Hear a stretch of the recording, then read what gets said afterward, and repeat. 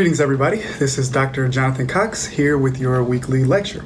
Now, this week we are looking at whether or not social media helps push us further into colorblindness. Now, many of you have probably heard this term, but what is it and how does it work? Now, the nature of prejudice, discrimination, and racism have changed considerably in the United States after the Civil Rights era. Prior to the Civil Rights era, discrimination and prejudice were legal and thus very, very overt. But post-Civil Rights, they've become much more covert and subtle, making them much harder to identify and to measure. Now, colorblind ideology arises out of a structural formation of race and racism, which means that individuals are not needed to maintain a racist system. Now, as a structural formation, colorblindness is based in the idea that race is no longer a significant factor in social life. In fact, race is then removed as a meaningful identity almost altogether.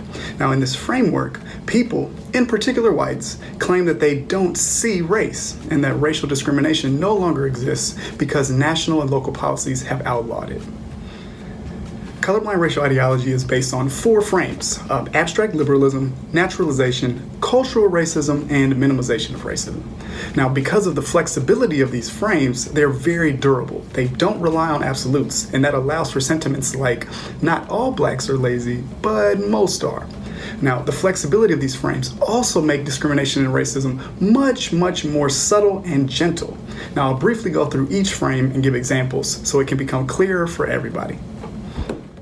Now, abstract liberalism constitutes the foundation of colorblind racial ideology. Now, it involves using ideas associated with political liberalism, e.g. equal opportunity, and economic liberalism, or choice, in an abstract manner to explain racial matters. Now, by framing race-related issues in this manner, whites as the dominant group appear reasonable while still opposing practical approaches to resolving de facto racial inequalities. For instance, many people today oppose affirmative action by claiming it represents preferential treatment for people of color. Now, this misrepresents and ignores the fact that people of color are severely underrepresented in most places. Here's an example of someone using the abstract liberal frame. I believe that race does not matter anymore when it comes to being successful or leading a successful life. Everyone in America has the opportunity to work hard and earn money, no matter how much or how little. President Obama is a good example of this. He is a minority and became the most powerful man in the country because he worked hard. If you work hard enough and put enough effort in, you can accomplish anything you want to in this capitalistic society. People, in particular white Americans, often cite former President Obama as an example of why race no longer matters, claiming that at this point in society, anyone has the ability to achieve the mythical American dream. The reality, however, is that racial minorities still do not have the same access to resources and opportunities as whites in the United States, and that they regularly experience exclusion, racism, and discrimination, even President Obama. Now, the second frame, naturalization, allows whites to explain away racial matters as natural or things that happen on their own. Now, this perspective argues away race by asserting that preferences are non-racial and that people of color do it too. Now, this often takes the form of statements like, well, it's just the way it is, or it just happens to be this way. They are natural occurrences. For instance, a white male who has only dated white women can say, yeah, everyone I've gone out with has been white, but that's just because most of the people that lived around me were white. I didn't do it on purpose. It just happened like that. Another example is that a white person can justify their all-white friend circle by saying, well, people feel more comfortable around others that are like them. All the black people at my high school always sat together in the cafeteria, so that's just human nature. We gravitate towards people who are like us. Now, since everybody does these things, race is removed as a pivotal factor, thus perpetuating the idea of colorblindness. Well, the problem here is that things don't just happen. People do things, and this perspective ignores the socially constructed world in which we live and the social processes that create them. For instance, people are segregated. They don't segregate themselves. Now, suggesting that people self-segregate ignores the system that clearly benefits certain individuals based on their group membership.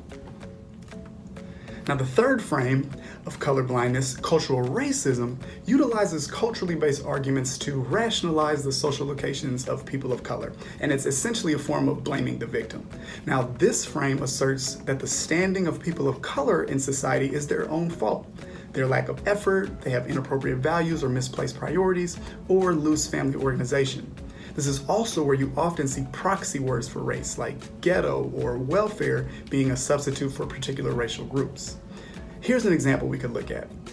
And then with African Americans, it's kind of the same thing. Like there's the ones who were born into poor situations and their schools don't get funding, so they don't get educated as well. So they don't get the motivation to go to college. And they end up not getting the good jobs. And I say that's kind of like a racial issue. Now, you can see with this example the subtlety of the frame. This person appears to offer reasons why blacks don't do well in school, talking about structural issues like being born into poor situations that lead to less education.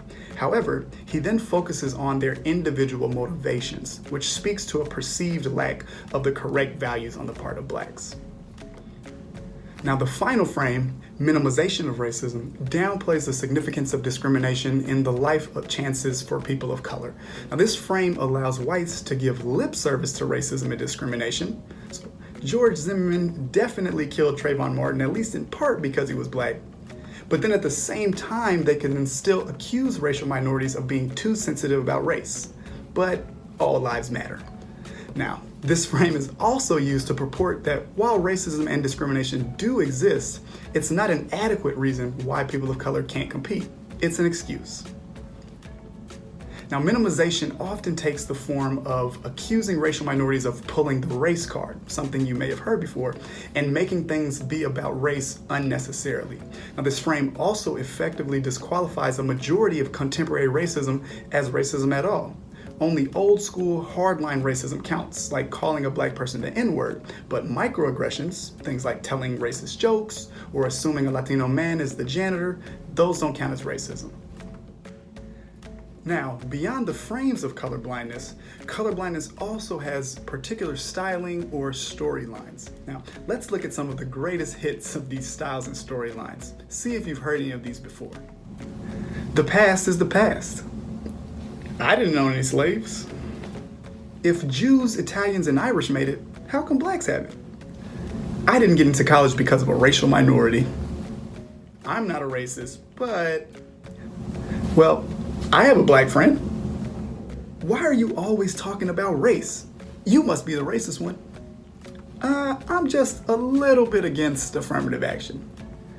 Now, the style and storylines of colorblindness are ways of talking about or not talking about race in subtle ways that effectively help whites maintain a colorblind sense of self while maintaining racial inequality at the same time. Now, as I've been talking about colorblindness, you may have noticed that I've almost exclusively pointed to whites as the main racial group who uses the ideology. So you may be asking yourself, well, what about people of color? Can racial and ethnic minorities use colorblindness as well? The answer is yes, but not nearly as much as whites do. Now, research done by several scholars, including some of the work that I've done myself, suggests that racial and ethnic minorities are much less likely to use colorblindness, in part because they are much more likely to see and experience issues with racial discrimination and racism. Now, it's important to note, however, that these trends do differ slightly based on the specific groups of racial minorities that you're looking at.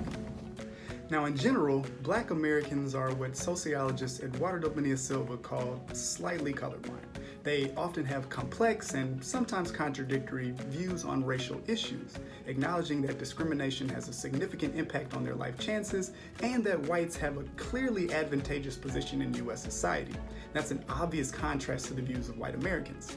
But sometimes Black Americans will also say things like segregation is based on individual choice or natural processes, which are colorblind ideas.